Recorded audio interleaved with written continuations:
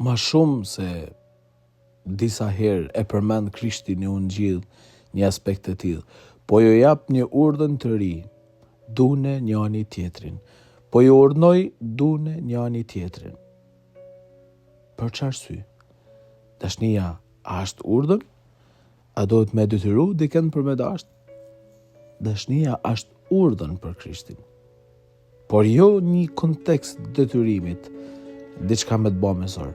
Më është urdhën, domethënë, pa te nuk mundesh me ja dal, po nuk deshte s'ka kuptim jeta, po nuk jetove forcën e dashnisë, je i vdekur, je i marum, je i shkatrum.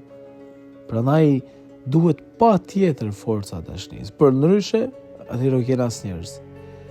Duhet me jetu bindshëm aspektin e dashnisë, për ndryshe s'ka kuptim asgjë.